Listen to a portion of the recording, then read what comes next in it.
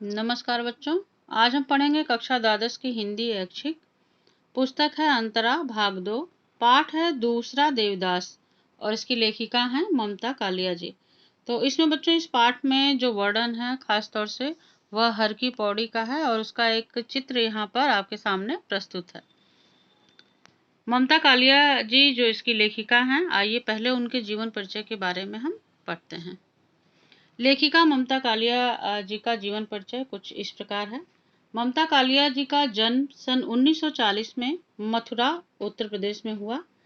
उनकी शिक्षा के कई पड़ाव रहे, जैसे नागपुर, पुणे, इंदौर, मुंबई आदि।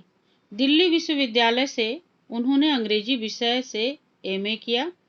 एमए करने के बाद वह सन 1963 से 1965 तक दौलत राम कॉलेज दिल्ली विश्वविद्यालय में अंग्रेजी की प्राध्यापिका रहीं। 1966 से 1970 तक SNDT महिला विश्वविद्यालय मुंबई में अध्यापन कार्य किया।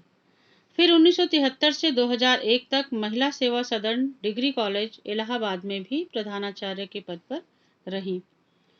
सन 2003 से 2006 तक भारतीय भाषा परिषद कोलकाता की निदेशक भी रहीं।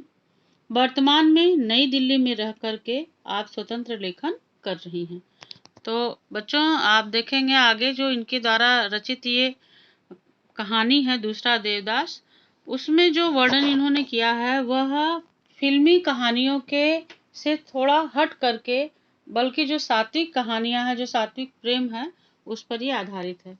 उससे पहले बच्चों यहाँ देखेंगे एक चित्र हमने जो लगाया है, जब पाठ प्रारंभ होगा तो वहाँ पर हरिद्वार में हर की पौड़ी पर जो सायंकालीन दृश्य होता है, जो गंगा आरती होती है, ये उसका चित्र एक आपके सामने प्रस्तुत है।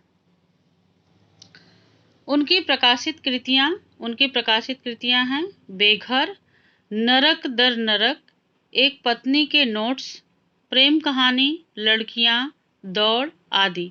यह इनके उपन्यास हैं तथा 12 कहानियां जो हैं वो जो 12 कहानी संग्रह हैं वह भी प्रकाशित हैं, जो संपूर्ण कहानियां नाम से 2 खंडों में प्रकाशित हैं। हाल ही में उनके 2 कहानी संग्रह और प्रकाशित हुए हैं, जैसे 25 साल की लड़की, थिएटर रोड के कौवे। कथा साहित्य में उल्लेखनीय योगदान के लिए उत्तर प्रदेश हिंदी संस्थान से साहित्य भूषण 2004 में तथा वहीं से कहानी सम्मान 1989 में प्राप्त हुआ। उनके समग्र साहित्य पर अभिनव भारती कोलकाता ने रचना पुरस्कार भी दिया। इसके अतिरिक्त उन्हें सरस्वती प्रेस तथा साप्ताहिक हिंदुस्तान का श्रेष्ठ कहानी पुरस्कार भी प्राप्त है। तो देखेंगे बच्चों कि साहित्य के क्षेत्र में अन्य उपलब्धियां ममता कालिया जी ने प्राप्त की हैं, हासिल की हैं और अन्य सम्मानों से उन्हें पुरस्कृत भी किया गया है। ममता कालिया जी की ये विशेषता है कि वह शब्दों की पारखी हैं। उनका भाषा ज्ञान अत्यंत उच्च कोटि का है। साधारण शब्दों में भी अपने प्रयोग से जादुई प्रभाव उत्पन्न कर देती हैं। विषय के अनुरूप सहज स्वाभाविक भावाभिव्यक्ति उनकी खासियत है। व्यंग्य की सटीकता एवं सटीकता से भाषा में जो अनोखा प्रभाव है वह उत्पन्न हो जाता है। अभिव्यक्ति की सरलता एवं सुबोधता उसे विशेष रूप से मर्मस्पर्शी बना देती है।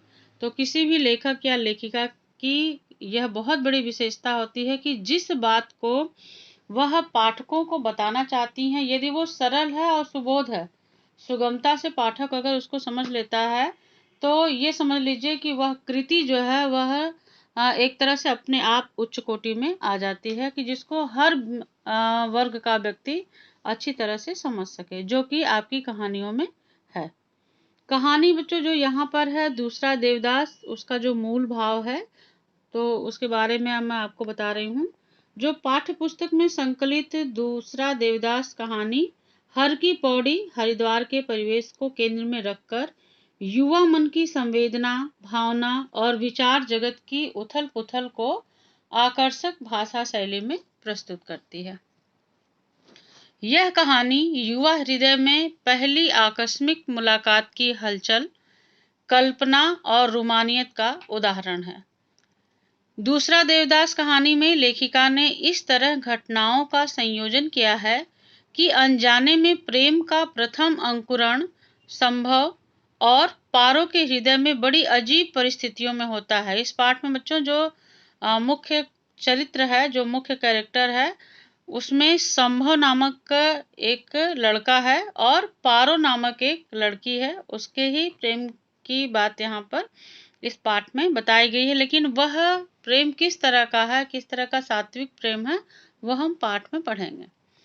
यह प्रथम आकर्षण और परिस्थितियों के गुंफन ही उनके प्रेम को आधार और मजबूती प्रदान करता है, जिससे यह सिद्ध होता है कि प्रेम के लिए किसी निश्चित व्यक्ति, समय और स्थिति का होना आवश्यक नहीं है। वह कभी भी, कहीं भी, किसी भी समय और किसी भी स्थिति में उपज सकता है या हो सकता है। कहानी के माध्यम से लेखिका ने प्रेम को मुंबईया फिल्मों की परिपाटी से अलग हटाकर उसे पवित्र और स्थायी स्वरूप प्रदान किया है। कथ्य, विषय वस्तु, भाषा और शिल्प की दृष्टि से कहानी जो है वो बेजोड़ है।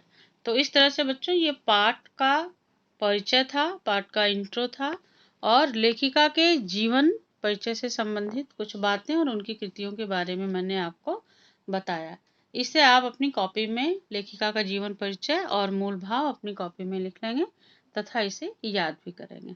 धन्यवाद।